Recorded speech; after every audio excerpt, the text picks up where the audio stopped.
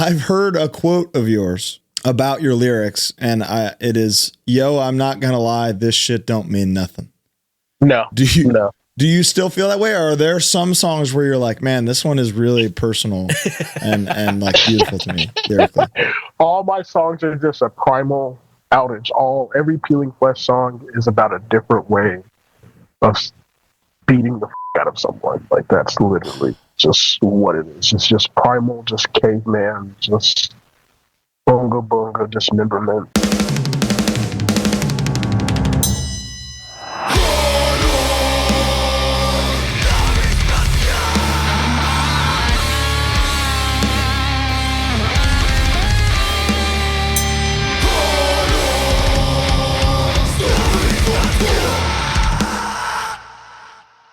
Hello, welcome. It's HardLore time. How you doing, Bo? Doing very well, Colin. How are you today? Outstanding. We've got an incredible guest today. It's a beautiful week on the show. This is highly awaited, highly anticipated. We announced this episode 3 months ago, and we've been counting down the days ever since.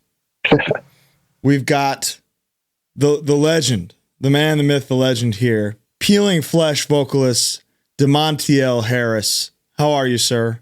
Doing good. Happy to be here. How y'all doing? Doing good. Outstanding. Where are you at? Even better now. Where are you at in the country, Damonteal? I am in Tulsa, Oklahoma, T-Town. T-Town. That's the first time I've heard that. Yeah, I saw you in Tulsa 2 years ago, and it kind of blew my ass off at the Flyover Fest there. Oh yeah, the VFW was crazy. Are you from Tulsa or are you from Oklahoma City? From Tulsa, born and raised. I'm the only one in Peeling who is Tulsa-based.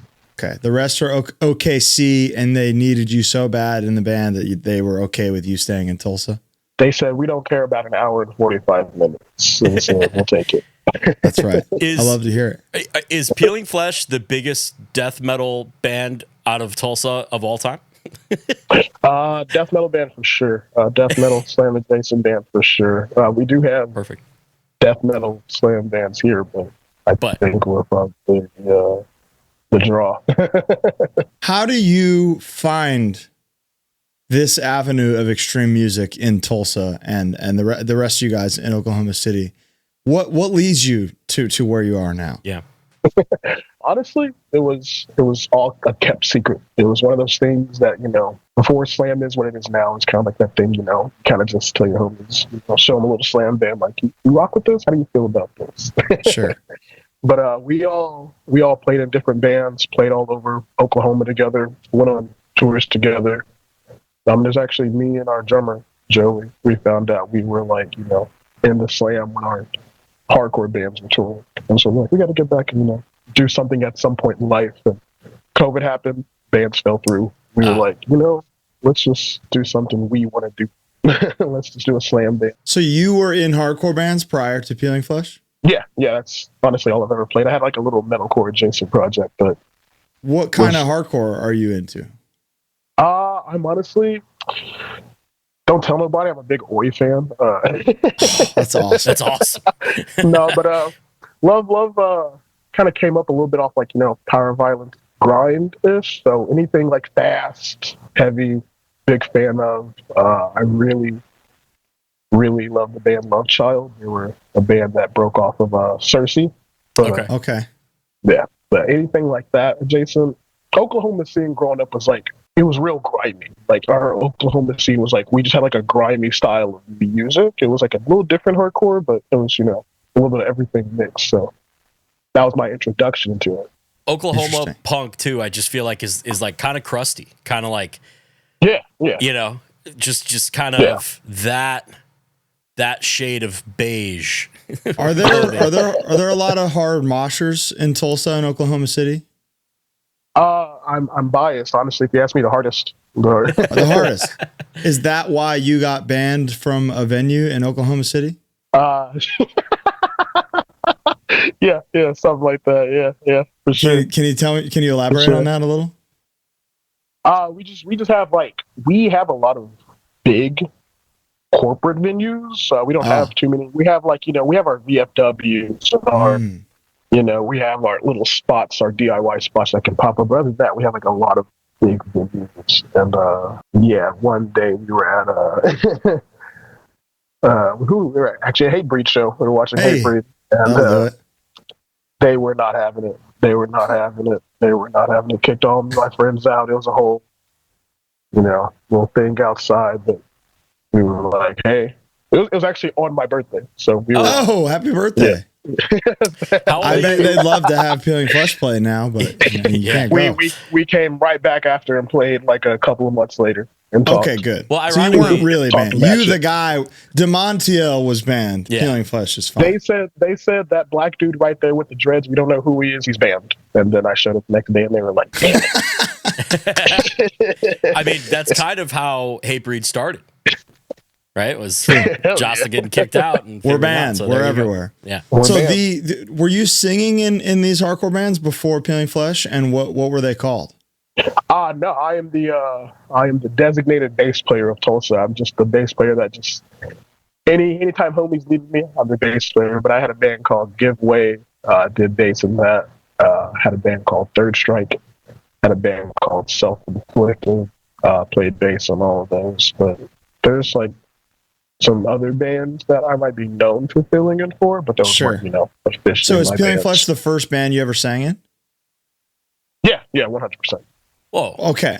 So your intro to writing lyrics as a vocalist is not really writing that many.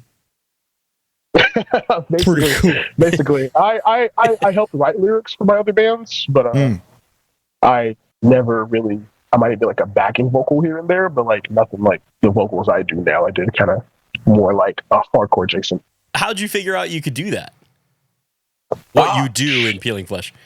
I've been able to do the vocals I do since I was like 14 or 15, just a kid. Was it like a bit you would do? Like, was it ever a punchline? You know what I'm saying?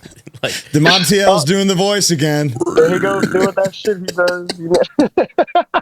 No, it's one of those things like I would actually just, be around the house just making weird noises, be in the shower making weird noises, just, just. Good acoustics. I've always been into slam. So it just never had like, an outlet for it. So it's just kind of, it's one of those things where I didn't know how to actually do it. Do you lean more slam or more hardcore in your musical preferences?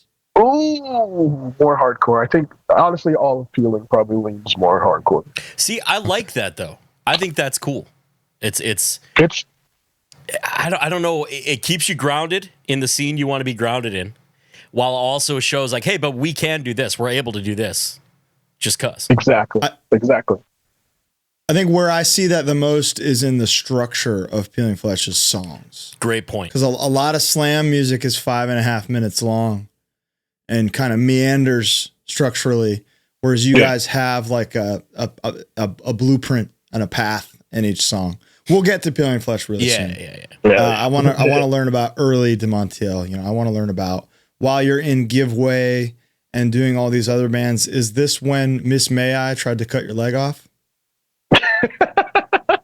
No, that was Peeling's first like big tour ever. Peeling's first big tour with Ryan Neff, who plays bass and sings for Miss May. I was doing merch for Chelsea Grin, and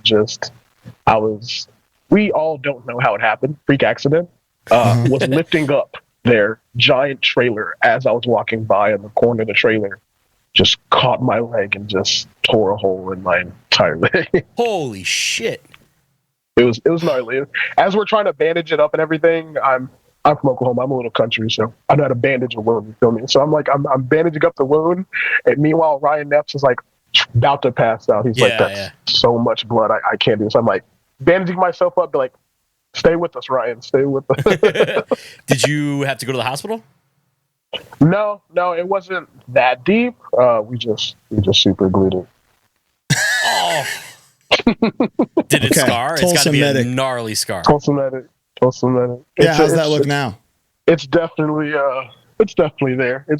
It's not the worst, but it was enough to make people queasy. Yeah. Okay. So when and how in your life does this PeelingFlesh start? And is this group of guys, these are all guys you said you've been playing around or in bands with forever? Yeah. PeelingFlesh started about when did we start? I want to say 2021, maybe That makes sense. 2020. Where COVID bans. I know everyone says it wasn't supposed to be serious, but it was just us. Joey was he's the Tulsa drummer. He's just him. He's a machine. He's unbelievable. He's a machine. He's our program drummer. Yeah. Then Soto had been playing in bands. He played kind of in a little bit of a different part of the scene. He kind of played in the more deathcore, kind of death metal adjacent scene. Mm-hmm. And Jason, our other guitarist, he was from another kind of. He was from the same part of the scene, but we all came from different bands. Joe was in a metalcore band, Soto's in a deathcore band, Jason's in a beatdown-esque band, and I was in a hardcore band. But we all threw each other in the group chat, and we were like, all right, what's everybody going to do? They were like, D's going to do vocals, Joey's going to do drums, and we were like, all right, bet. And here you are. You fucking did it. Yeah. Is the goal off the bat immediately okay, when shows come back, we're going to hit the road hard and do this for real? Oh, 100%. Not at all. Honestly, we were, it was just kind of a bedroom thing. We were just in Soto's studio that he had already had, because he mixes and masters and produces bands in Oklahoma. So, we were just messing around in the studio, throwing all these stupid slams and samples over songs. And one day we had enough homies to where they were like, hey, you want to tour? And we were like, we guess. And we ain't stopped since. So you're talking about the early days of Slamaholics Volume 1? Yes, sir. Yep. Unbelievable. I want to ask you about the sampling, because a lot of times it fits so perfectly with the rhythm and the BPM of the actual song. Obviously that doesn't naturally happen. So who's got their ear looking for samples and finding stuff and then chopping it up to make it match? It's me, Soto, and Jason. It's me and both of the guitarists. We're the ones that are the super just into just OG Memphis rap. But Soto and Jason are probably the ones who will change the BPM and make it actually go to it. It's cool. Crazy how quickly they can do it now. At first it was kind of a process, but now they just wow, bam, bam, bam, bam. We treat it like a second instrument. We treat our samples it's like they're the other singer, because a lot of what you're doing vocally is kind of just to be rhythmic. Yeah. Yeah. So it's the sample is telling the story a lot of the time. A little bit, yeah. And then you're going, exactly. I'm just agreeing. I'm just ad-libbing with it. Can you tell me about early tours that you did after Slamaholics Volume 1? Yeah. We our very first tours with our homies in Cell, we went from Oklahoma to Cali. So, New Mexico, Arizona, Vegas, and then some Cali shows came right back. And I think that was the first time we had ever hit the road. Mm-hmm. And we're right next to Texas, so we have so many Texas friends. Yeah. So our very first, I think actual tour package was with Devourment. And they just hey, we're going to do some Texas shows. You want to do some Texas shows? And we were like, yeah, Texas is a whole other country. Of course we want to do Texas shows. Yeah, we can do a whole tour in Texas all day. Yeah. I imagine as a slam band, that's as good as it gets for a first tour ever. Yeah. For sure. Were they cool to you guys? Does Devourment rock with PeelingFlesh? Oh, yeah. They love us. They actually sat down with us and they were like, when we first started, rap was our thing too. We love rap. We made our grooves off rap. So anybody's ever hate Devourment is based off Ghetto Boys. So Devourment's favorite thing. Whoa. That's unbelievable lore. Yeah, that's awesome. Outstanding. So things you'll only know at a Devourment barbecue in Texas. So tell me what came first for you personally, because you said that you're paying attention to Memphis rap and the samples that you use. Was hip hop around for you first? Was metal around for you first? Was oi or what? Punk in some form. Like, how did you find what you got into? Oh, it's 100% rap all day. Just me, just riding in the backseat of my mom's car, just her just beating the living hell out of me with her subs in her car, just on max. Just a kid just vibrating in the baby seat. You get addicted to that. You get addicted to it, and I'm still to this day just. We go to the venue and I'm like, how's the subs? How does the band dynamic evolve and your vocal style and live presence evolve between Slamaholics and Human Pudding? Oh man, Slamaholics, we were just we had all been on stages before, but we were just out there having fun. We were I guess when you get to like a certain echelon or level, you gotta focus a little more on the performance aspect of it. Absolutely. So, I don't know. We just, after being together so long between those two albums and now, we just kind of just locked in on just stage presence, just vibing on tour. I mean, you can tell now. Obviously, I didn't see PeelingFlesh until probably 2023, but like even then, that first time when you guys hit the stage, you guys got some gear. So, and you can hear it, but we'll get there because I want to talk about the where you are now soon. But when you approach the rest of the band, and they've been working on some songs, and they're like, all right, we got this new EP ready to go, and you say, I'd like to call it Human Pudding. Is that a conversation, or are they just like, that sounds awesome? Respectfully. Human Pudding is one of the albums I did not name. That was something. It was something I think our drummer and guitarist had always joked about. They were like, let's call a song or an album Human Pudding. It's disgusting. I mean, I'm obsessed with it. And that's also one of the few times you'll see us with like a more Slam-esque album cover. If you know the Human Pudding album cover, Yeah, it's very grotesque. Yeah, it's like, so that was kind of like our ode to like OG, just stupid, gory MySpace covers. Is there a title of a PeelingFlesh song that is like still funny to you to this day? We have a song called Concrete Curb Enforcement. And I don't know why that's just an hilarious name for me. We also have a song called The School Zone Speed Bump. There's two that I like a lot that really get me. I like The Fucking. Hell yeah. And I got fired today. I'm headed to the casino.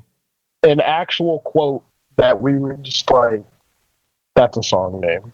It was a true story. Like, send us true story. Our guitarist sent us like the riff for like, I think like just like, no drums, just scratch guitar tracks. And he's like, all right, this is a little demo. Also, I got fired today. I'm headed to the casino. And we were Perfect. Like, that's it right there. That's gold. You just did that. It's Wow. as simple as that. Wow. And so I know how brutal those Tulsa casinos can be. I'll tell you firsthand. Oh my God.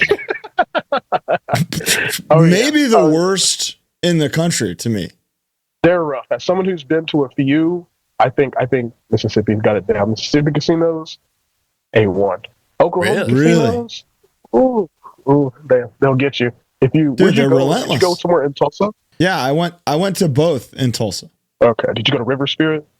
I definitely went to River Spirit, got my ass fucked for hours. Yep. And then there's the other one. What's the other one? Is it the Hard Rock? Might have been the Hard Rock. River Spirit. Shit all over my chest. I've been to River Spirit. I've definitely been to River Spirit. We did not do good. But dude, it was I went the day after I saw Killers of the Flower Moon. So I was like, all right. I owe them this at least. This is the least I can do. Right. Let me ask you something. Lyrically, a lot of the time when you Google the lyrics, PeelingFlesh lyrics, it'll be the sample and then like 5 question marks and then the next sample. Is that true? All Or right. is how much is going on there lyrically? All right. You heard it here first. There are PeelingFlesh lyrics. There are lyrics. There are lyrics. I feel like if you hear me live, you can hear me, enunciating words a little more. But there are lyrics. I don't know. When we started, we were like, do we do lyrics? Or like, what slam band do you know lyrics to? And we were like, ballad, I guess. I hear syllables plain as day. Yeah. Absolutely. Yeah. So I know there's some, but the thing is, like, what if it's heat, dude, and I never get to hear it? If you get, like, I think up until like Human Pudding, maybe even the first PF radio, I know we printed lyrics on the CDs. Like, if you have the CDs, like you have a booklet of the CDs, you have full front to back lyrics. But I don't know. We just kind of, I don't know when's the last time we printed CDs. We just haven't done a booklet in a while, so we haven't really done lyrics or just honestly even turned in when we turned the song. So let me ask you this. Have you noticed people singing along? And have you noticed people singing along correctly and mush mouthing? Like, because you kind of have to mush mouth, right? One of my favorite things, yeah. One of my favorite things is when someone is just completely like, honestly, when we do the pile-ups for Facebook, if it's crazy enough, someone will always get a hold of my mic and just start doing shit into it. And I'm like, you tried, I appreciate it. But there's been a few times where people know exactly what I'm saying, and that's nail those phonic syllables. Yeah, where they need to be. They studied. They were like, I know what it says right there. I've heard a quote of yours about your lyrics, and it is, "Yo, I'm not gonna lie, this shit don't mean nothing." No. Do you still feel that way, or are there some songs where you're like, man, this one is really personal and like beautiful to me lyrically? All my songs are just a primal outage. Every PeelingFlesh song is about a different way of beating the fuck out of someone. Like, that's literally just what it is. It's just primal, just caveman, just bunga dismemberment. Just what a relief. That's honestly the best possible thing you could have said. No, Damonteal, yeah, no, exactly. Is it true that you fell off a bridge trying to save a white baby? Yeah. How did that happen? And why did whoever told me this specify that it was a white baby? That's hilarious. Wasn't really a baby. It was very young. I was a camp counselor. We have like a camp called the Fortune. It's like the Fortune camp. It's like, just like a camp in the OK part of town, and we do summer and winter camp. Things Oklahoma does. And yeah, one of the kids that just good old, where'd the kid go? We see him running down, and he's running on this bridge, and this bridge is like, it has handrails, like wooden handrails, but there's the biggest gaps in between them. And so I'm chasing the kid. The kid makes it across the bridge. I slip and fall through the handrail and land. It was like a little like rocky ravine, and so I land, and I guess like the way my ankle lands, and it's just, the doctor said I almost broke my ankle off. Off. So you did break your ankle. Oh yeah, it was shattered. It was. I have currently to this day, I'm looking at it. I have I think it's a pin and 3 screws. How far? And, like, because of this fucking white baby? Because of somebody's white baby who didn't know to stay where the hell. Who didn't know to stay within this area. So who saved the white baby? Oh, technically Himself. The white baby saved itself. It was like, I'm good. Bullshit. And so it's kind of all for nothing. What a waste of time. How far was the fall? I'm not sure. The only trauma-related thing I ever really, because I was 16. Okay. And one of the things I specifically remember from it is falling and seeing, like, as I'm falling, I'm seeing shit pass. Like, I'm seeing things pass, and then stop, and then pain immediately sets in. Yeah. Pain. Dude, the camp counselor, you ever have a miscount?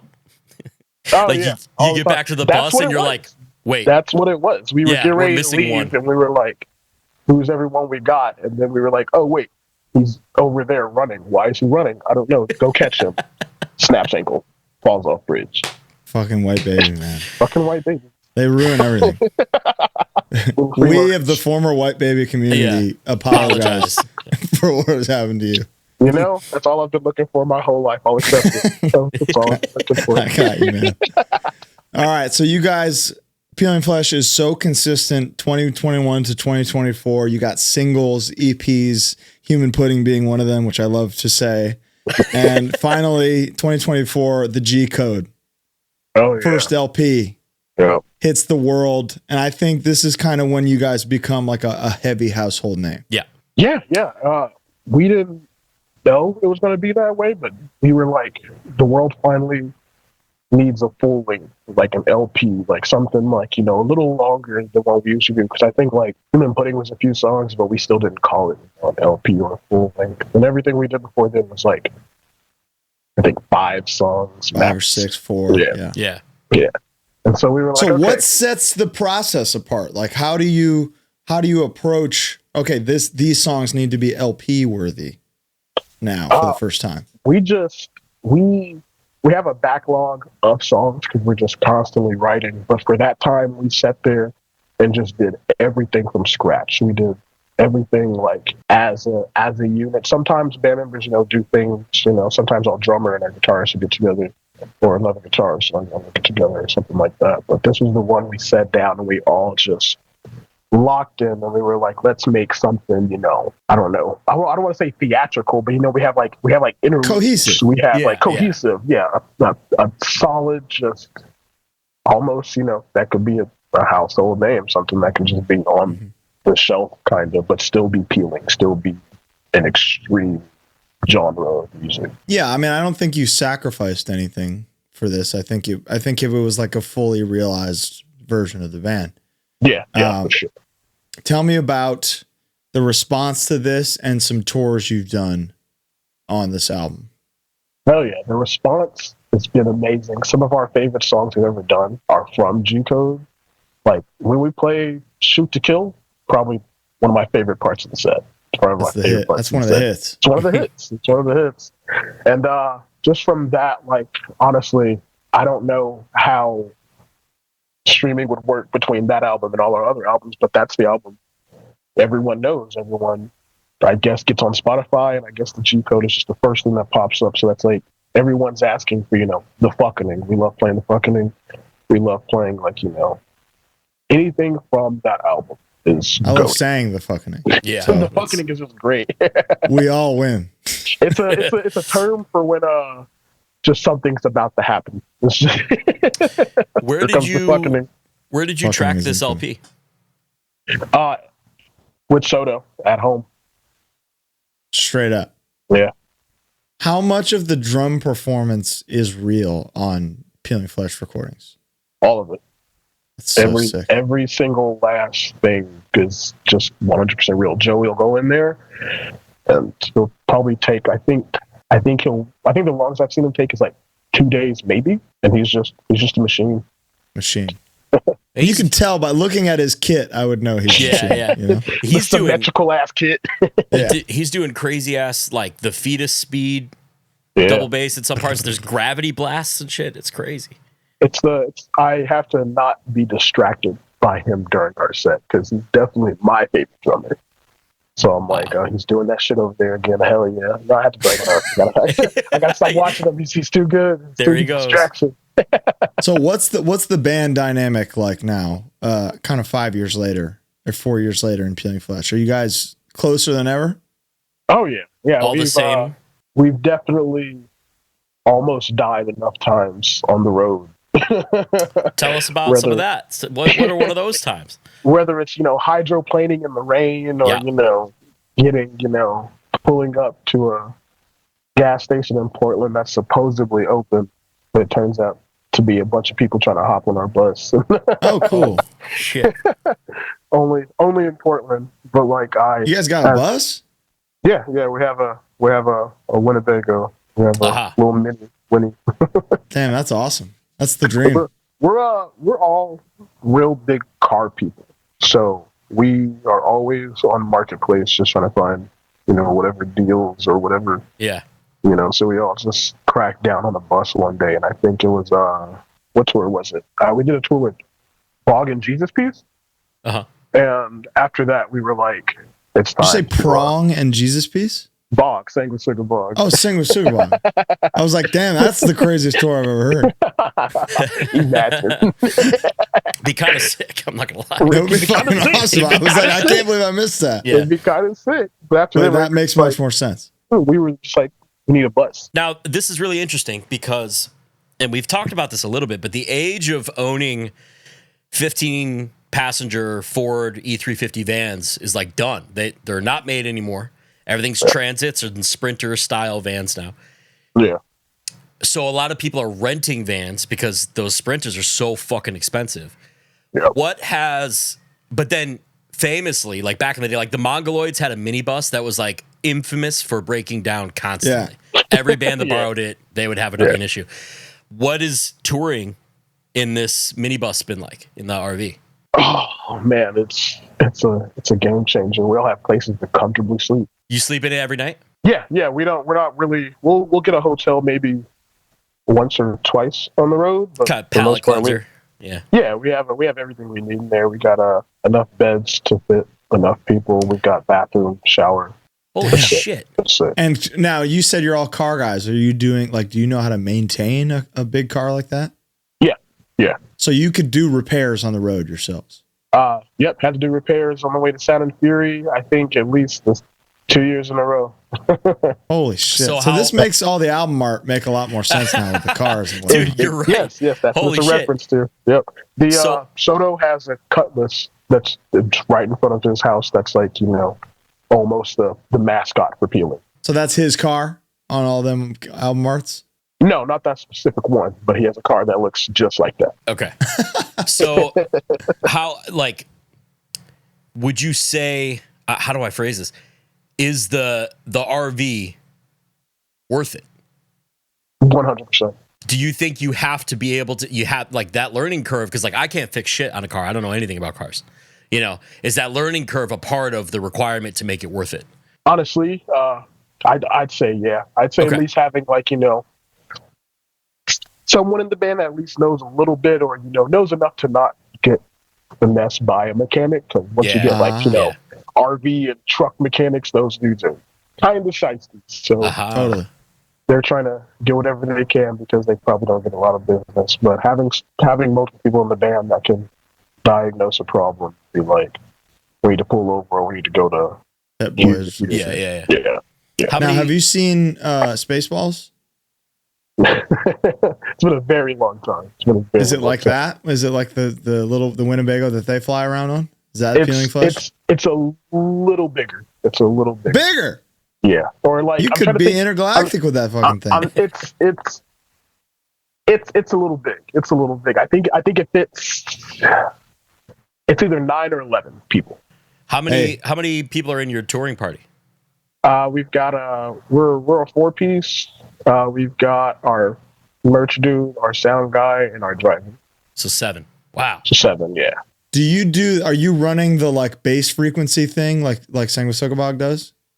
What happens is I go to Soto's, I make the bass tone for Soto. I sit there and we just dial in and make the bass tone, make sure it's nice and clanky and bright and everything, and then Soto will sit there and just play the set. Basically he stands by this whole I'm a stand up, do the set, headbang and everything, so the bass actually sounds like it's being it's being played during a set. And then we throw it in, and it's in there with our samples. So it's kind of like it's not really a backtrack because we set up a bass rig, and then bass is actually coming out of that bass rig. It's just it's called a cymatic, and it's just so it's all timed to the set. Yeah. So he's playing to a click. Then your drummer. Yes. Yeah. That's fucking wild, Joey's getting his click on. So that explains why your live rig has turned into what it is. Because I look at both guitar rigs and they're these big cubes of gear. Yeah. And the kit is obviously massive. So this is without all that, the set's not going to be the same. Now, how does that work when you go internationally? Do you have a whole second rig? Our rig is literally like it can break off into two pieces, and those two pieces are flyable. You can just put those two pieces in like two cases, and it can be a carry-on. Beautiful.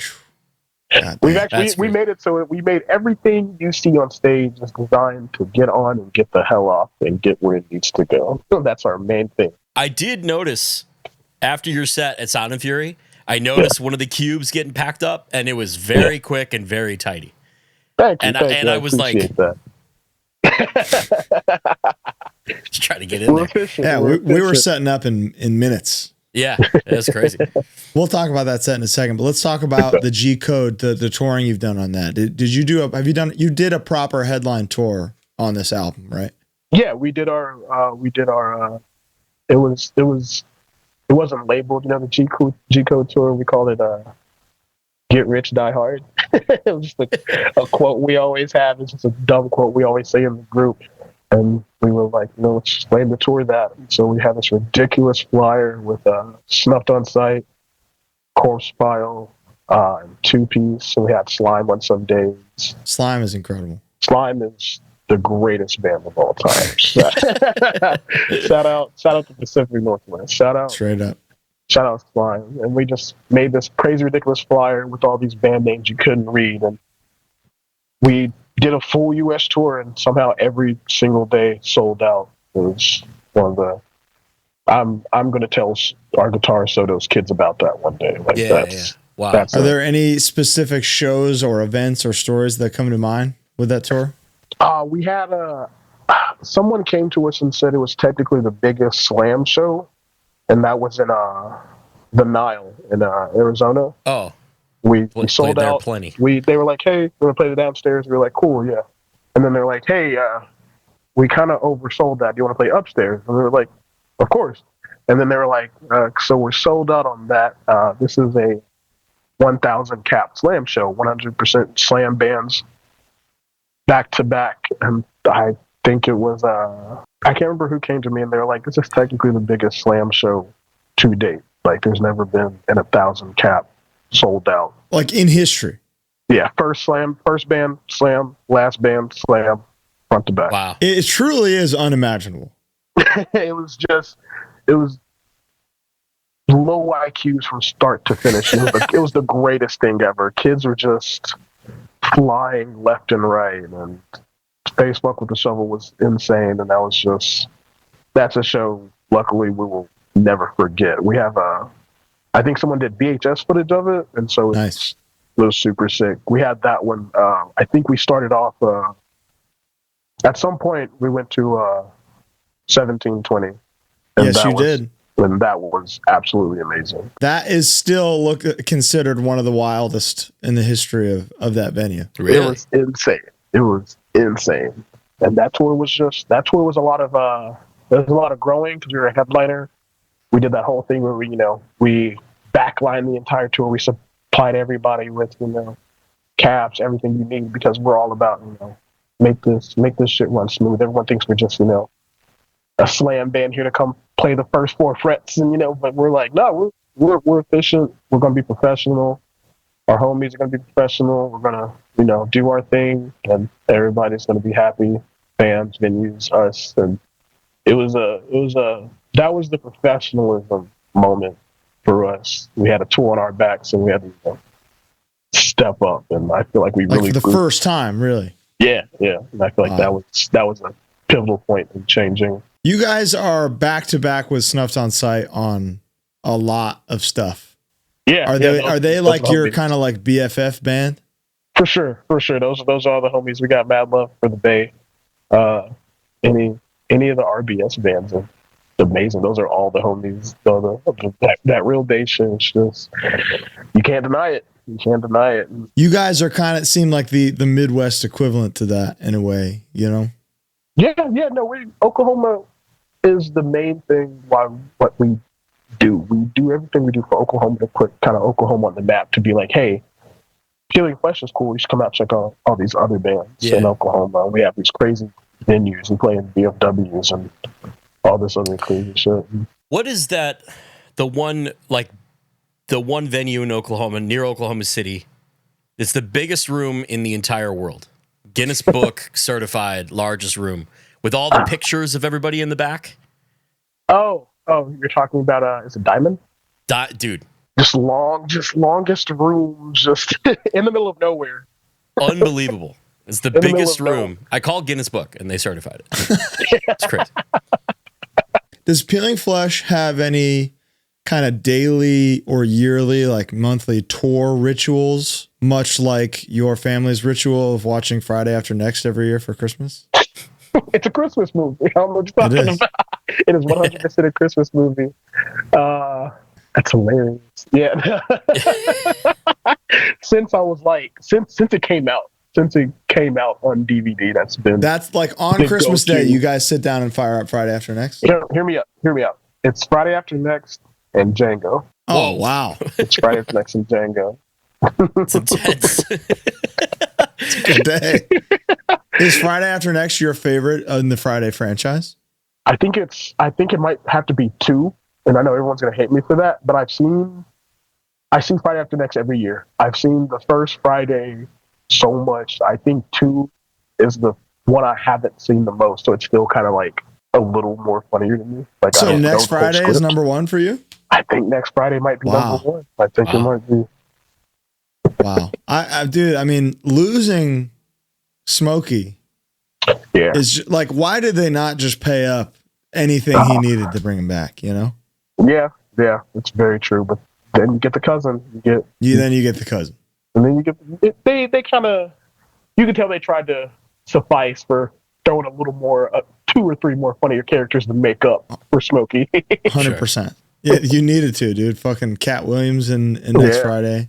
Yeah, and then we're all just still chasing the new Friday lore, but I don't think they're ever going to give it to us. I don't think we're ever getting another Friday. He's busy making War of the Worlds now, dude. I saw that, which is, I'm gonna watch it. I have to, dude. Something about a 0% on Rotten Tomatoes is like truly as captivating as a 100%. I fully agree. Yeah, no, 100%. I need to know. I'm a big fan of action Ice Cube. I recently just put my roommate onto the Triple X movies. The first one with Vin Diesel, and the second one with Ice Cube.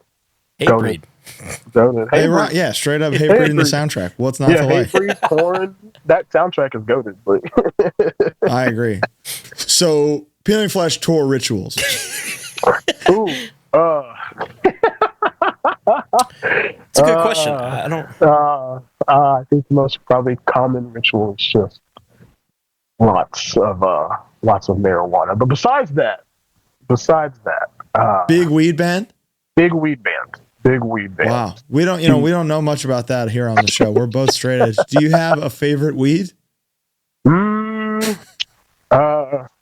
kind that's on fire. The kind that's burnt. That's the kind of weed that makes human pudding come to life. 100%. That's what turns you into human pudding. Now I wonder, unbelievable, and I have wondered: is human pudding the gelatin made from bones of humans, or is it entire humans blended into pudding? Entire humans. Okay. Incredible. Okay. So tour rituals would be weed. Whole lot of weed. Okay. We have to have music playing at all time. We keep around this giant. At first, it was a JBL. We call it the Jibble, but now we have like this giant like skull candy like boombox thing. And you said it needs to be worse. It has to be worse. What happened is they found the Jibble on the side of the road. It was like burnt. There was but it was like still working, and so that was the new bandmate. That was the new band member. Totally. And then that one burned out. And we were at Buc-ee's one day. Buc-ee's things happen. I think everybody spends way too much money at Buc-ee's. Yeah. And we were like, "Can we get that stupid ass boombox thing right there?" And they were like, "Yeah, sure." And that's been the new go-to. Loyal servant ever since. Yeah. Wow. Colin, do you have any? I'm trying to think. Rituals? Yeah, any tour or like weekend rituals? Like ours would be the day off, coffee, food, gym, bigger food. Maybe, for sure. Maybe a movie. I don't know if that's really a ritual. I mean, I have like personal rituals before a set, you know. Big warm up, big stretch. Big warm up. Yeah, see, we have our, like, I feel like we have our more of our personal thing. Like, Soto always takes a nap before the set. Holy shit. That's scary. That's crazy. One of the few people who I've seen make it work, but they, like, wake up, like, Soto wakes up, like, right before the first band. But, like, if we're, like, first band or, like, sound checking or something, he'll go to sleep right after sound check. We also got to make just sure to be refreshed for the day, for the show. He wakes up at, like, 5 or 4 every day, even on tour. That would destroy me. Of course, by like 2 or 3, he's like, I'm kind of woozy. Do you have to do vocal warm-ups? Yeah. I practice just, like, a few songs, a few rhythms. I, for some reason, have an annotation of an Autopsy song from, like, I don't know how long ago, that I'm like, that's what I want my vocals to sound like every set. So I'll sit there and just, like, play that song and just sing along to it. And I if I can get my hands on it, a nice oat milk matcha, I think, is also the secret. Oat milk matcha. Wow, mystical properties in that. Matcha. That's the one no one's going to tell you. It's getting harder and harder to get now with what all the white women are doing with the matcha, man. I can tell you firsthand, it's crack to the white women community. Yeah, Starbucks is just pumping it out like kratom. Straight up, dude. Yes, it is. My wife is every day. I'm held at gunpoint. Go get me a damn matcha. Okay, I'm sorry. That's crazy. I'm the only one in my house who even likes it. Yeah, that's good. It's grass. I can't. In certain contexts, I get it. I guess. Yeah. I have a little bit of vanilla to mine for to kind of even out the earth. The long clipping taste. Yeah, the earth. Sometimes I'm just not in the mood for it. I feel that. Pardon this interruption. This episode is brought to you by Mad Vintage. Boy, is it ever. That's maddvintage.com. Every band we talk about on this show, damn near every week, you can find 20, 30, 40 years old sitting waiting for you on maddvintage.com. He's got everything from punk, hardcore, metal, hip-hop, wrestling, movie stuff. That's right. He's got it all. And listen, some of these shirts have survived for so long in single-owner households. If you let us buy them, we're going to cut them up and do God knows what to them. Look at this. So you need to save these shirts. They're sitting waiting for you to be saved on maddvintage.com. Madball, Agnostic Front, anything else that people from Madball and Agnostic Front were in, you can find on maddvintage.com. So please act fast. Mm-hmm. But if you use code HardLore15, you're going to get 15% off. And that might not sound like a lot. Go on that site. That's going to add up for you. It's going to add up. Okay. So quit dicking around. Mm-hmm. Okay. And also keep in mind that if you catch Luke, Mr. Mad Vintage, at any fests that are happening, he was at Tie Down, he was at the Rumble, he was at that Hellphiria Fest now that just happened. Hellphyra. He's looking to buy, he's looking to sell, he's looking to trade. Talk to him, reach out to him through the Instagram. You never know. Just send him a message. Mm-hmm. He's a very nice guy. Mm-hmm. He's got good stuff. This episode is also brought to you by AG1. I heard some very exciting news about AG1, Colin. Honestly, it's revolutionary. Not only is AG1 the first thing we do every single morning, 1 scoop of little green powder, couple 12 to 16 ounces of cold water, you shake it up, you suck it down, empty stomach, and you've got all your daily probiotics, prebiotics, all the biotics you need. But coming soon, in late August, AGZ. AGZ. What could AGZ be? AGZ is a nighttime drink designed to support restful, restorative sleep with clinically studied adaptogens, herbal extracts, and key minerals. And get this. AGZ will be available in chocolate mint, and mixed berry flavors. That's right. Different flavors. AG1 is no longer one flavor fits all. Okay. And they're just looking out for your well-being. They want you to feel better. They want you to sleep better. They want you to live better. Imagine starting and ending every day with AG, A to Z. They should pay us for this. Go to drinkag1.com/hardlore and get started on your health journey today. Can you tell me about your thoughts on being called the name Buddy? Seems like something you don't like. I don't like anything that anybody in the Midwest calls each other. I think every Midwest I think the Bub buddy, we gotta stop that. We gotta move on. Don't call me your buddy guy. Like, don't call me your guy, pal. Like, it's one of those things. Like, I'm like, call me anything else, but I'm like, don't call me that. But like, okay. I'm not a fan. Okay, that's what I figured. That's why I didn't do it. You know, I just figured I'd get your thoughts on it. I mean, like, if you were like, I don't know, there's a certain. Hey, I feel like there's a difference between "Hey, buddy." Yeah. Exactly. Hey, buddy. And, or even like that's my buddy. Let's eat, buddy. You know. Yeah, exactly. You're right. There's an inherent. It all depends on who's saying it. Yeah, at what tone and who's saying it. Yeah. Can you tell me, Damonteal, about your experience with martial arts? Hell yeah. One of my favorite things. I had a grandma who was obsessed with action. She just loved. Oh shit! Hell like yeah. She was just into just random side quests, and I was partially raised by my grandma, so I kind of did the same thing as a kid. She was like, "Sure, you're gonna do Taekwondo. You're gonna do Muay Thai. You're gonna do a little bit of judo. You're gonna do a little bit of jiu-jitsu." And then once I got 16, 17, she was like, hold on now, all this is kind of expensive. And so, no, all my childhood was just, spent while my mom or grandma was at work. I was either just in the dojo in the gym, just mixing martial arts. Mixing martial arts, yeah. Before I knew what mixed martial arts was, yeah. Wow. Now, that's beautiful. Does that translate into pit violence? 100%. 100%. I want to be that person. I got some mean kicks. Sure. The kicks are crazy. I would have bet my life on it. You ever throw like a double leg or a judo move in the pit? No, I haven't had to. Just a hip toss.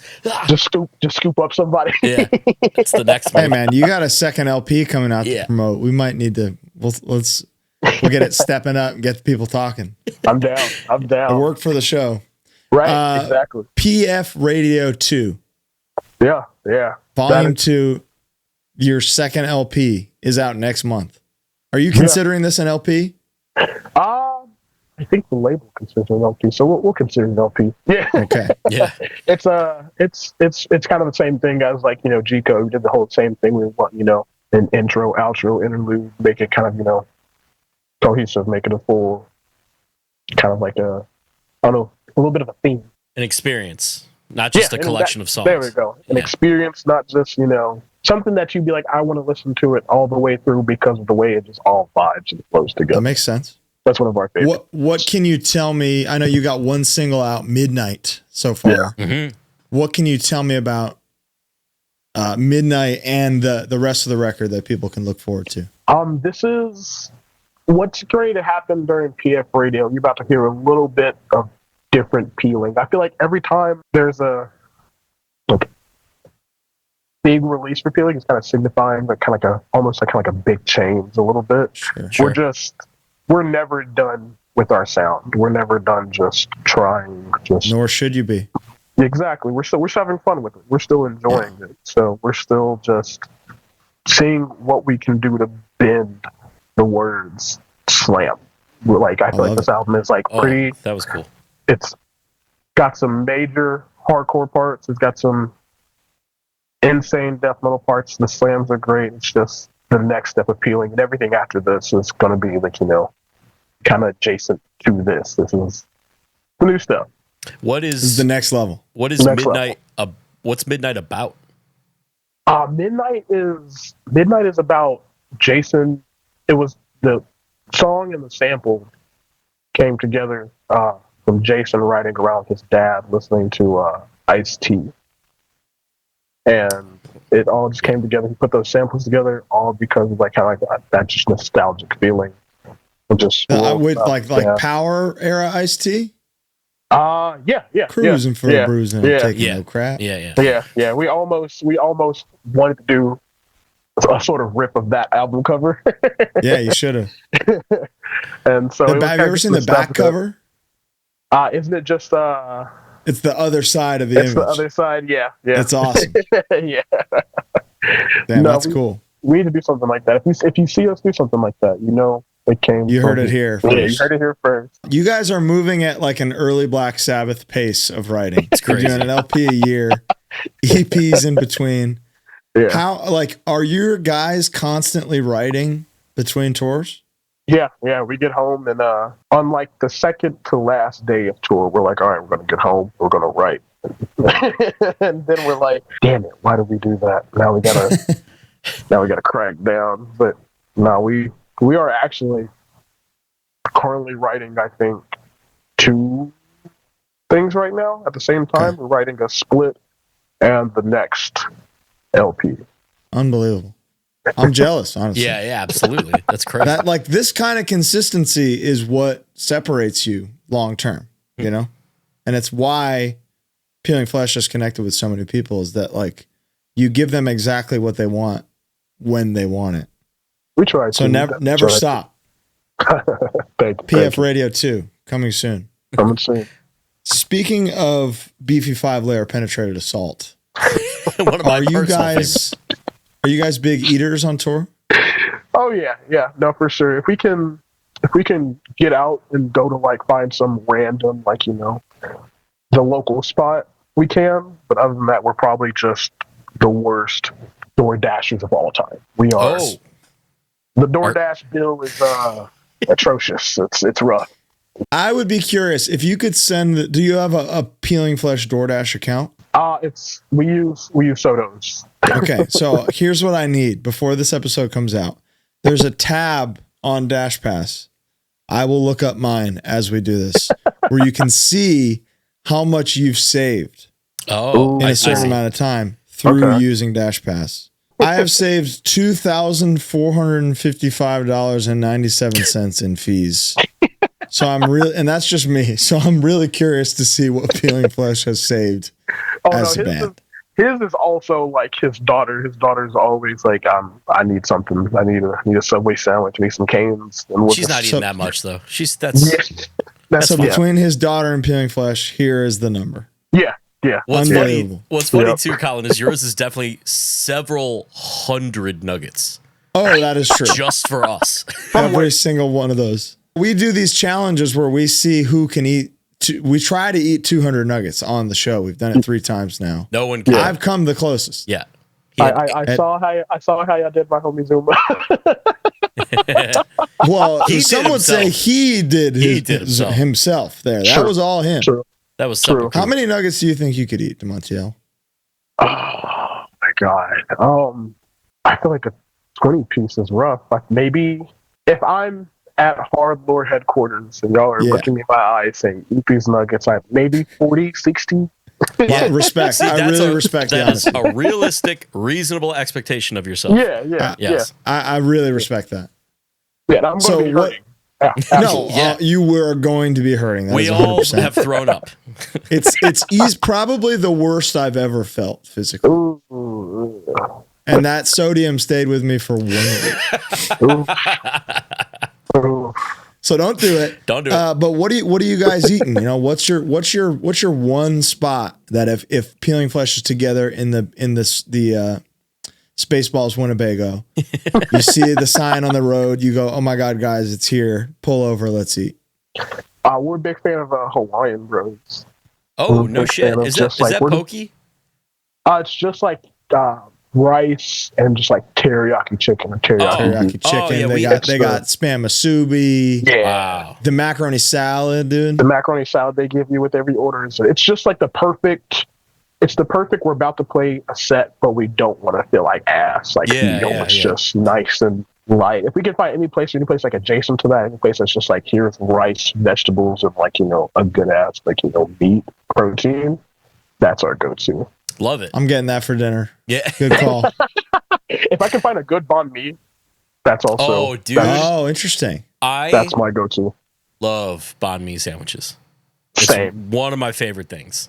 Same. Could eat them every day. If you ask me how many banh mi's I can eat over nuggets, might be a different question. Do you remember the spot in Houston where it was like $250 for a banh mi? Yeah. Up until like COVID, like there's still a few spots like that, but yeah. Oh man. Yeah. Are there any local eateries around the country that you guys are really psyched to get to on every tour now? Like, everybody's got their pizza place in New York, their barbecue place in Texas. I can't think of restaurants specifically, but we've become low-key Sheets and Wawa people, unfortunately. Wow. Bro, it's always it's open. Something we don't have. It's always open. We have nothing like that anywhere near Oklahoma. We have Waffle House, but that's like Buc-ee's is in Texas. We have none of those here, and we go to like Sheets and Wawa. I think we've been to Cookout once, but anything let me tell you something. Open when we're done is sick. Yeah, fully. That's why Waffle House rocks. That's why Cookout rocks. I think Cookout's open till 2 a.m. Yeah, that's insane. Any vegans or vegetarians in the band? No. Beautiful. No, I came from a band. I came from a band with multiple vegans. I came from a household with multiple vegans, but nobody in Peeling. Giveaway was a more vegan-esque band, but Peeling is no. I'm gonna be honest with you. The band name Giveaway versus PeelingFlesh. One certainly does sound more vegetarian friendly than I would have bet my life on it. What is the 100%? What's the Oklahoma City burger place? Ooh, Oklahoma City burger place. There's a Burger Punk. There's a chain. It's kind of white and red colors. They're third pound burgers. They're a third of a pound. They're fucking huge and they're incredible. Is it Oklahoma City? Is it Oklahoma only or is it Midwest? It's it's from Oklahoma City. I forget what it's called. Freddy's or something? No, it's not Freddy's. Freddy's is everywhere. Freddy's is good. That's what I thought of when he said red and white. I was thinking Freddy's. Yeah. But it's a great burger. I'm not sure, and I know some Oklahoma City homies are going to grill me for not knowing. They're going to be like, bro, we went there a million times, but I cannot think of it. I cannot think of it. I do think it's like Tommy's Burger or something. Like it is a guy's name. Oh, we got Tommy's. It's not Freddy's. It's not. It's something that's specifically there. Tommy's is mine. If you don't see the shack, take it back. If you are in OKC, I do recommend the place Burger Punk. It's Burger Punk? Yeah, Burger Punk. It's like a punk-themed burger place. It's so sick. Some of the best burgers I've ever had. What do they got? They got burgers named after punk bands? I think they have some like little side named after punk bands, but it's when you go in there, you're like, okay, I'm home. I'm welcome here. All right. I love it. Could you tell me, Damonteal, I want to do a couple different top fours for you because you're a man of many interests. Okay. Can we start with your top 4 hardcore records of all time? Yeah. Ooh, top 4 hardcore records. I'm a sucker for anything Mind Force does.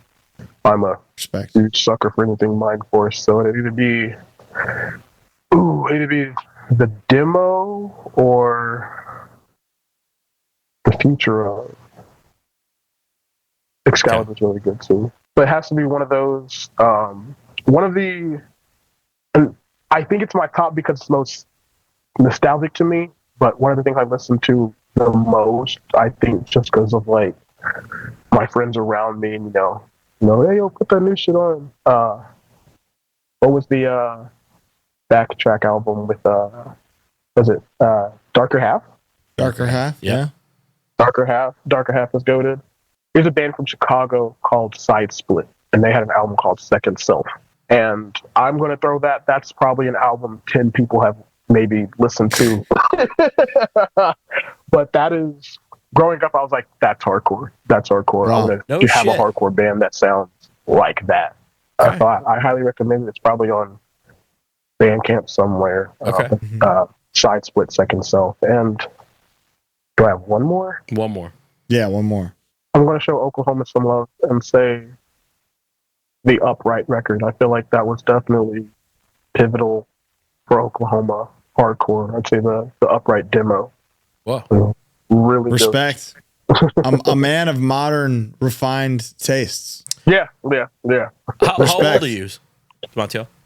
What's up? How old are you? I'm 30. 30. Okay. Now, I love it. I would love to know. Let's go the other direction. I would love to know your top 4 hip hop records. Ooh. Colin and I are two guys who we don't know a whole lot about hip hop. We don't talk about it enough on the show. We like what we like, but I would consider us undereducated. But open. I I have the craziest dynamic when it comes to hip hop. I either Perfect. like really dark, kind of grimy, like, you know, the Memphis sound, or I like super chill stuff, probably from Cali. Like, I'm a big Earl Sweatshirt fan. Okay. And so, like, any Earl Sweatshirt album, I'm going to have to say, I'll already say my number one pick is Chapter 2 by 3-6 Mafia. That's going to be my number one. Great answer. Hell yeah. And number 2 is going to be Earl Sweatshirt's Doris, because Wow. it introduced me to that whole new kind of chiller, kind of, I think they call it kind of like trip hop, kind of, Yeah. you know, kind of more vibey side of things. Were you wrapped up in the lore when he got like sent off to military school or whatever all those years ago? They sent him to an island in Samoa, I think. Yeah. It's crazy. Yeah. Just as his career was popping off. Yeah, his mom found out about his music and said, "You're not doing this. You're going to a random island, and you're gonna sit there. You're gonna think about what you did." He was already famous, and that made him way more famous. Right? The Free Earl movement, crazy. Yeah, huge. Great answers.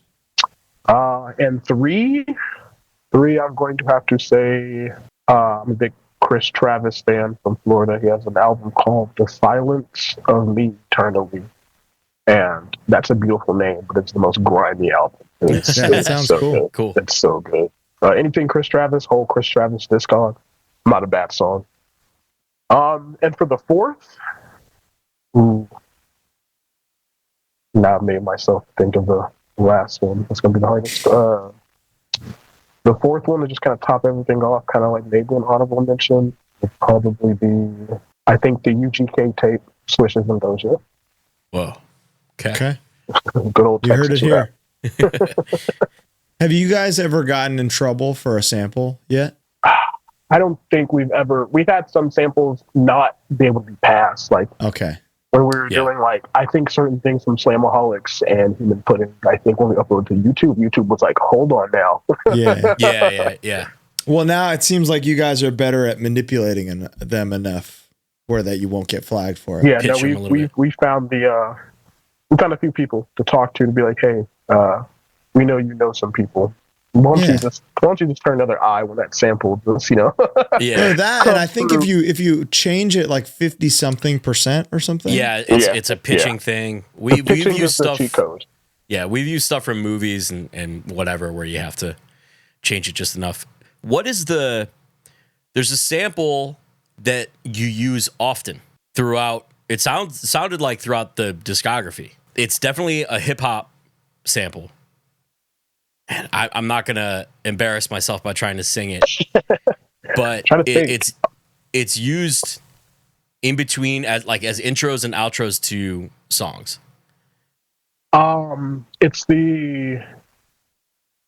It's probably the Al Capone sample from Make a Move, the Fortunate Unfortunate 199. We've used it for like an interlude, like a little dance break, and we like chopped up the song and kind of just made it to where, like, if you know the song, you know it's getting ready to come up, but we kind of turned that into like a little interlude that'll maybe go to the song. And I think that's like probably the only sample we've like reused because it's just so catchy. So we were like, that has to be what I'm thinking of. Yeah, that has to be what I'm thinking of. Cohesion. Yeah. Let me ask you something, Damonteal. This is really important. Are you open to the supernatural or the paranormal? Yeah.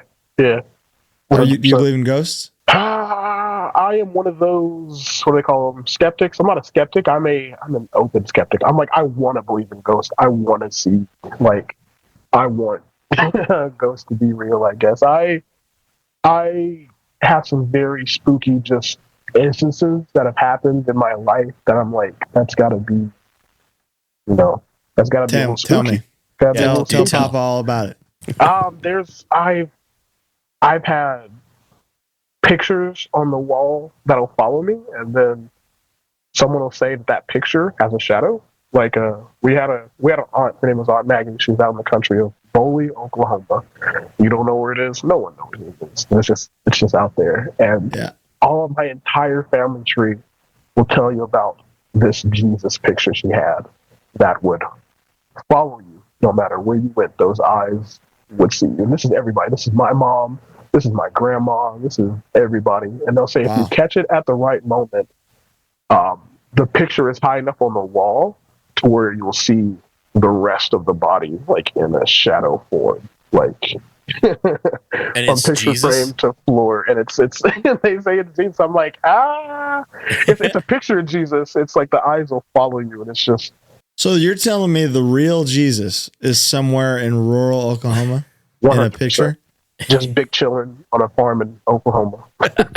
Unbelievable. My mom had a Virgin Mary painting in her room, and the veil went like down like mid chest, and at night it looked like a monster with a big mouth, Oh. and it scared the fuck out of me as a kid. I didn't even Religion thought of, is like, all about perspective, you know. Wow, Yeah. profound.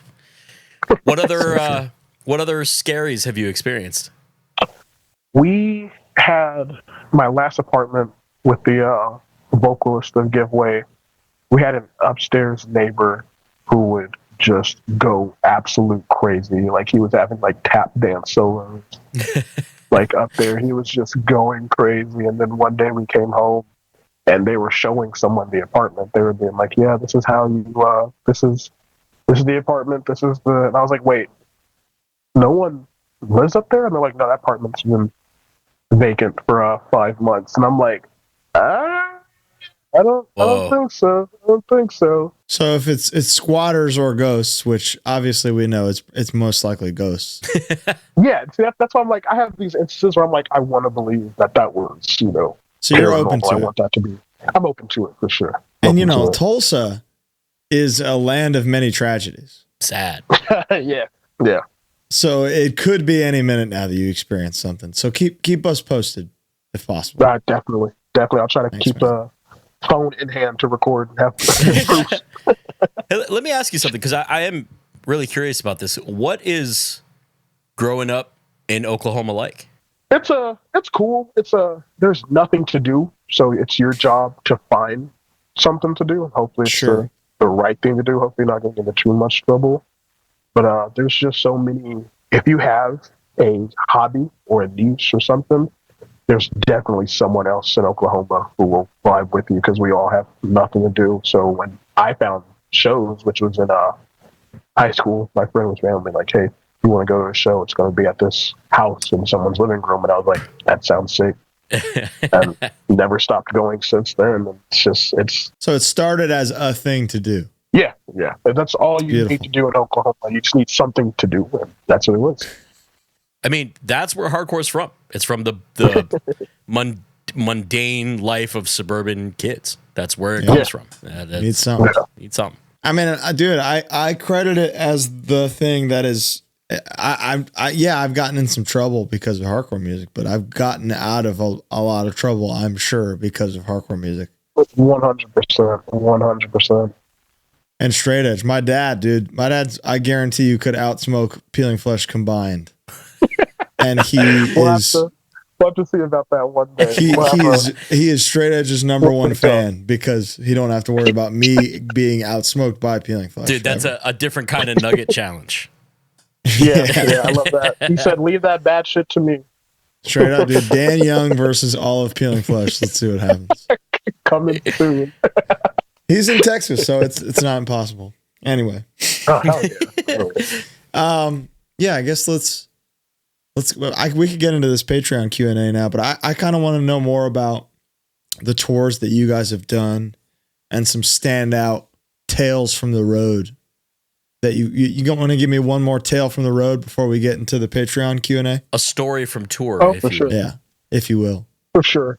We actually haven't done that many, like, giant tours. We've done 2 weeks here and there. We've done like a few month-long tours, and I feel like those are where all the crazy stuff happens. But we were in anybody heard Kung Fu Necktie? Yeah. Philly? Yeah, we played Philly? We played Kung Fu Necktie in Philly, and we did our thing. We got there, we had our thing where everything goes on stage and off stage super quick. We were chilling, and we were like, cool, show's over early. We get to dip. And as soon as we hop in the car, bow, our starter blows out, and we're stuck in this parking lot in, in Philly. And so we're like, okay, what do we do? We're like, well, no mechanic shops are open. We got to wait until the morning. So I guess let's go get some cheesesteaks. Reasonable. We walk around and come back, and there is a whole entire block party around our RV. Like there's a whole entire like I guess like I think it might have been like Kung Fu Necktie because like the bar portion opened up after the show. And so I think everybody's kind of just spilled outside and they were just vibing with this RV, and we were just like, yo, sorry, we gotta sleep here. Like, you know. We literally don't have a choice now. We literally don't have a choice. So we were just it's just a funny moment. It's like we're liking like crazy shit. But I never forget being in Philly and just trying to sleep in our RV, and outside it's just all night, baby. And you know the sounds of just white girls just wooing, woo, and I was just like, when we come back, we gotta play the church. Did you play the church? We haven't played it yet. Played it yet. That's gonna be incredible. We want to. It's awesome. Okay, good. I just did it for the first time. I had a blast. Same. It's awesome. Hell yeah. Where did you get a cheesesteak in Philly? I do not remember. It was on a corner. It was like a window on a corner. You go up to the window, order a Philly cheesesteak. And is it across from another window that does the same thing? I think so. I think so. So it's Pat's or Gino's, probably. Yeah. It might have been Pat's or Gino's. I know there was like a chicken spot not too far from it that we ate earlier. That was like really good. It was like Dr. Chicken or some thing like that. Always Dr. Chicken. I'm a Jim's or Joe's man personally. I like Steve as well. Steve, yeah. Those are my big three. All right, let's get to some Patreon Q&A here. Let's see what we got. Sean asks, who are some of your personal musical influences, favorite slam or brutal death metal vocalists? And then he said, shout out to my cousin John Huber. Shout out John Huber. We played with his I think the last band he did on the way back home from something. They were in Washington. They're like, we want to play these shows. So we got to hang out with John Huber for a while, and all right, that man's an entity. That man is but vocal influences would definitely have to be Angel Ochoa, Tireless. Everyone said it's my dad. I even call him my dad. He called me his son. That's just I feel like that's the standard for kind of just the slam vibe, grosser sounding slam vocals. If anybody's watching and really likes Torture, if you like the way Torture sound, if you like Torture rhythms and those weird Torture vocals, check out Cephalotripsy. That is Torture against Cephalotripsy. Cephalotripsy. Yeah, they are. Okay. Torture is a Cephalotripsy worship band. They both of those bands love each other, but gotcha. Cephalotripsy, you'll hear you'll hear them and you'll be like, I see. Okay. Perspective. All right. Good answer. Good answer. Jake asked Mount Rushmore trap ad libs. That's good. I've been waiting for this one. This one's good. Trap ad libs. We got Bones, Chris Travis, Ski Mask, Swamp God, and a fourth. I want to say someone along the lines of Clomethazine, or I'm gonna say Clomethazine. Everyone wants to say. I feel like if the ad lib everyone knows is Travis Scott ad libs, but I can't stand Travis Scott ad libs. I can't stand it. Yeah. So I'm throwing that out there. He has no place on it. Great answer. I agree. Adam Marshall asks, dodgeball or tin pot snare sound. Ooh.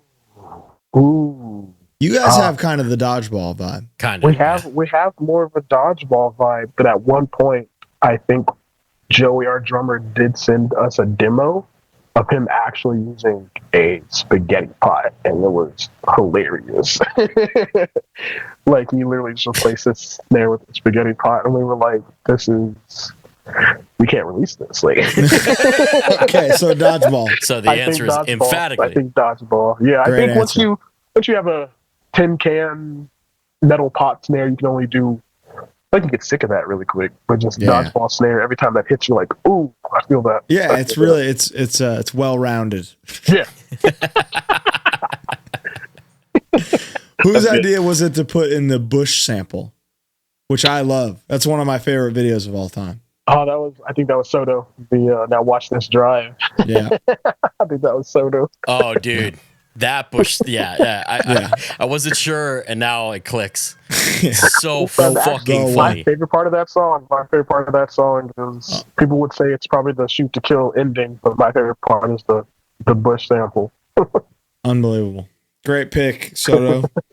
What is your favorite guest spot you've done, and your some of your other favorite guest vocals by other bands? You big guest spot guy? I guess that's big in slam, huh? A little bit, yeah. Everybody's slam bands are always trying to collab with other slam bands. I do a few. I think I've done very little slam guest spots. Like I've done the Snuffed on Site Time to Dip guest spot. That might be my favorite. There's a mathcore adjacent band from Texas called From Joy. Yeah, I know them. Amazing band. I did a song with them called Docility, and I think that might be From Joy. Yeah, I definitely know that name. I think both bands are from Houston, so you're not too far off. You're not too far off. Dan McKinley asks, what is the ultimate chip and dip combination? I'm not a chip and dip person. Oh. I'll tell you, French onion. Get the fuck out of here. With either like a spicy Dorito or the salt and pepper. You can't comment on dip, Bo. Is salsa not in the dip family? And see, you said dip, I immediately thought of Doritos and queso all day. Yeah, I agree. If queso's in it, salsa's in it. Yeah, I mean, of course it is. All right, then I can comment. You know what people are thinking when they say chips and dip, you know? El Milagro tortilla chips, little lime, some pico, maybe some guac. That's all you need. I think the reason I wouldn't say salsa is a dip is because I think it's superior. It is. You're right. I think a chip and guac, that's disgrace to chip and guac. Okay. To guac and salsa. Is considering it a dip. Dip is beneath what salsa and guac represent. I can accept that for sure. Big time. All right. Lucas Norheim asked, what is your favorite slam or brutal death metal merch designed? And what is your favorite soda? Great questions. Let's see. Merch designs. I see the Corpse Pile Fuck Your Life shirts so much, and that is that's such a hilarious. They're Houston, shirt. right? Yeah, Houston. Shout out Houston Death Metal. Houston, doing great. I'd have to give it to Corpse Pile. I have to give it to any slam band that's willing to just put a logo on the front of their shirt and some ridiculous ass quote on the back that people as old as time that people didn't even know were said in their songs is gotta be my favorite. Respect. What about soda? Yeah. I do not drink soda. You're one of those guys. What's that like? Yeah. I cope with just equally as sugary drinks over here. Juices and whatnot. Chill Sickle, Arizona. It's like a Bomb Arizona in a bottle. In a bottle too. That's not even 99 cents. I don't think so. I think it's like $1.75. That's that inflation. Unbelievable. I'm a big Gatorade person. Okay. I like Gatorade. Same. I had some Gatorade today. Which is not any better than soda, but the zero. I mean, you can get zero. Zero is, and it's got electrolytes. You know, it's got what plants need. Exactly. Somebody, Miles Olson asked, what would be your dream show lineup, and what's your favorite dessert? Dream show lineup. Like, does my band have to be on it? No. Okay. Dream show lineup would be Abominable Putridity, Cephalotripsy, and then Laid to Rest. What? Great Hell yeah. answer. Great gig. And I feel like maybe one more band would be like E-Town Concrete. I feel like that'd just be the Wow. most hilarious. What a show. I'm not gonna But lie. if you It think all about makes it, it makes sense. sense. Yeah. Yeah. I'm there, dude. Exactly. I'll pre-order. What does who does Peeling Flesh communally listen to the most in the van on the road? Or on the what is it? On the Winnebago. No, the On candy, the skull Winnebago? candy. Yeah. On the Jukebox. Skull Candy JBL. What's playing? I think between me and Jason, we play a lot of Chris Travis. Between bands, we've been playing so much Mongol. We've been loving the new Mongol. Hell yeah. Amen. We listen to a lot of rap. There's not as much slam on the slam wagon, if you want to call it. But there is a lot, but not as much as you think. It's a lot of Memphis rap or just Houston rap, or like UGK, like Pimp C and Bun B. But I feel like the Mongols is like just something that the Mongol records is something I've always just. As soon as it comes on, Great we're like, answer. okay, we're feeling this. All right, Excellent answer. Love that answer. thank you. Has Peeling Flesh ever played a show where a water pipe burst over the stage? Minnesota. I don't remember the venue. Hot water pipe Oh, busted. They say it was because of the 808s. I don't know. That's never happened No. before. No. That sounds That's like not. That sounds like us trying to be blamed, but no, it was definitely those water pipes. Those things were from 1817. 1809. And Damn. we had to. It burst on from my standpoint, the right side of the stage, and it immediately started falling towards the bass and shit. So we just moved it towards the front of the stage, and I just did vocals in the crowd. you just kept going? Yeah. It was That's fucking so insane. hot. It was so Was hot. it just pouring out of this thing like lava or what? Oh yeah, I'll send you guys videos. But Please it was flooding. Venue staff was like, "Where's Rob?" We're like, "We don't know who Rob is." Like they had to end up shutting off the entire. They had to end up shutting off the power or the water for the entire building, so it could not steam out the entire venue because it was so hot. It was hot water. It was going. Hot water pipe bursting. Yeah. Never heard of You it. guys are evil, man.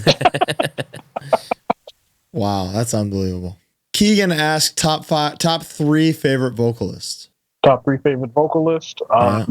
Maddie Way, Angela Choa. Y'all are not ready for this one. I'm going to hit you with this, and you're going to be like, "What?" Maddie Way, Angela Choa, Serge Tankian. Oh shit! Wow, really? Big System fan. Big System Really? fan. Wow. Interesting. Okay. Chaos, dude. You never know what to expect next with Oh this yeah, guy. he has gutturals. He has like that weird guttural thing he does. System has gutturals. Okay. Understood. This is a good kind of last question to leave this off on. Jakey asks, favorite Oklahoma bands that need more recognition. Yeah, please. Ooh, let's go. Inside You, the band called Inside You. A lot of these bands are going to be from OKC, maybe stuff from Tulsa. A band called Tell Lies is from Tulsa. Tell Lies is super sick. I recommend Inside You, Agony, Cell. Was there a number? Can I just fire off? No, dude, fire them off, dude. I want to know. I want to know everything. Put over Inside- OKC. Yeah. Inside You, Agony, Cell, Shattered Youth, Nile, Dredge. These are across all genres, mostly hardcore. There's a band from OKC called Nile. Yeah. Huh. Okay. Yeah. They should look at that. They should look into that. Maybe be called Nile 2. I think they go by like Nile OKC. I think. Okay. Oh, there you go. Okay. Got That'll it. do. You know how the singular word names go. Well, yeah, no, because 100%. somebody's gonna yeah, Google that and be very confused. I'm gonna start hate breed LA. There we go. There we go. Hey, read LA. Yeah. Uh, What are some other ones? we got Dredge. There's a band called F6. What else we got? Band called There's a grind band called Polio that's really sick. Polio? Polio. Finally. I don't want it. Exactly what Now it sounds that's like. how you do a one-word band name. Yeah. Are they slam? No, they're like a grind power violence Okay. Sounds band. sick. Like some younger kids, super sick. Yeah. I mean, if ass suck can be ass suck, Yeah. Exactly. polio is just fine. Exactly. Torso fuck. If torso fuck can be torso fuck, Exactly. Yeah. What else we got? I would check out that band PeelingFlesh. You don't have to. Me too. I would too. Listen, you guys have you're like, what an incredible few years you guys have had. Clearly, You have not compromised a single thing about who your band are and the type of music you do. You get more and more extreme, and you've told us that PF Radio 2 is going to be the next evolution of the band. I can't wait to hear what that means. yeah. It'll be out shortly after this episode. So Yeah. if you listen to this episode and you need more PeelingFlesh, PF Radio 2 is right around the corner. I'm sure you guys are going to be touring crazy on it. Is that the plan? I know we're going to be on tour when it comes out. It's not going to be our tour, but we've got some crazy things lined up for a headliner next year. You're going to hear about that besides here on HardLore, but we do have a crazy headliner we're working on next year. Yeah. Hell yeah. Okay. Have you been to Europe? We have not been to Europe as a band. PeelingFlesh has not toured Europe. No, we toured Europe with All Shall Perish in late November, early December this year. So that'd be our you're first going time. this year. Yeah. All right. Yeah. I'm going to need you to make a little tour diary. Yeah. Sick. So that we can have you back on just to do another hour and a half just about that. I'm so down. I'm so All down. right. PF Radio 2 is out soon. PeelingFlesh, unbelievable. Let's talk Sound and Fury real quick before we log off here. Yeah, I did. I wanted to ask. You've mentioned 3-6 quite a few times. Well, how did it feel getting off stage and going to watch Project Pat?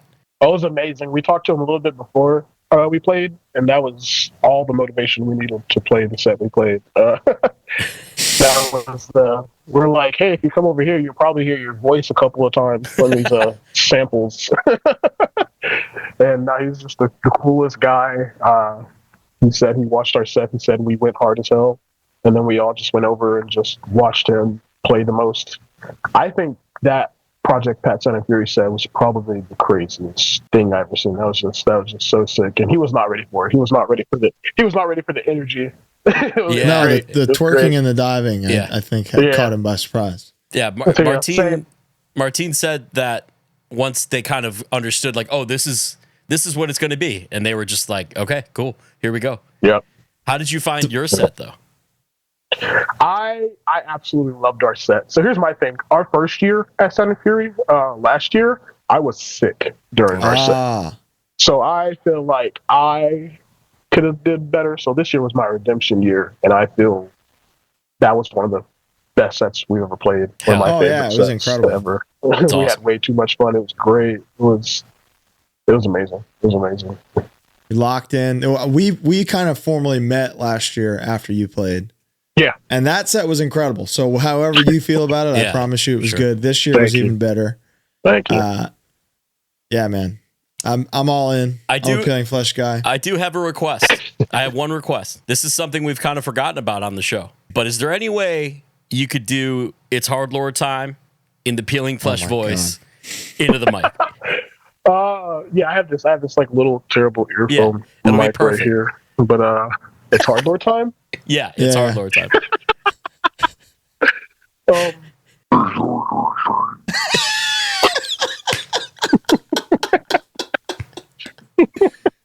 Unbelievable. Perfect. Outstanding. Wow. Before we wrap up, did you know that Keith Morris from Circle Jerks and Black Flag came to Sound and Fury just to see PeelingFlesh? Just to see PeelingFlesh? Yes. That's what we heard. Someone told me he watched our set. I did not know he was there just for us. We were told that he was there for Peeling Flesh. Yeah. That's amazing. Yeah. That's insane.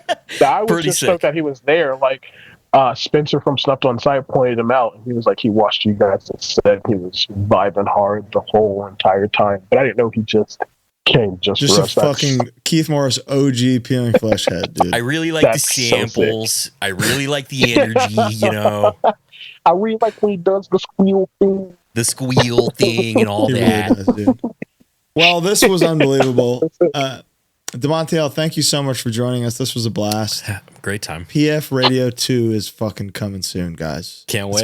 It's gonna whoop your Thank y'all. ass. No, you go, please. Any closing remarks you want to leave the people with, please? Thank y'all so much for having me. PF Radio 2 coming soon, I think September 26th, 2019, 20 something. Something like that. It's something like that. It's coming out in September, late September. We're going to be on tour soon with our friends in Lorna Shore, which is so crazy that all Friends these of the bands show? are taking us. Yeah, Yep. It's insane that the amount of bands that are taking a slam band on tour. Couldn't be more grateful for Oh, yeah. that. No, shout out to everybody who rocks with us, no matter what genre you stick with. If you're a hardcore fan, slam fan. Yeah. Thank y'all. Fuck Beautiful, yeah. beautiful Amazing. stuff. Thank you so much for joining us. You're Thank you. incredible. Can't wait to have you back at some point. After PF you're Radio up. 2 Yeah. coming soon. Thank you all for watching. Thank you all for listening. We will see you next week. Bye.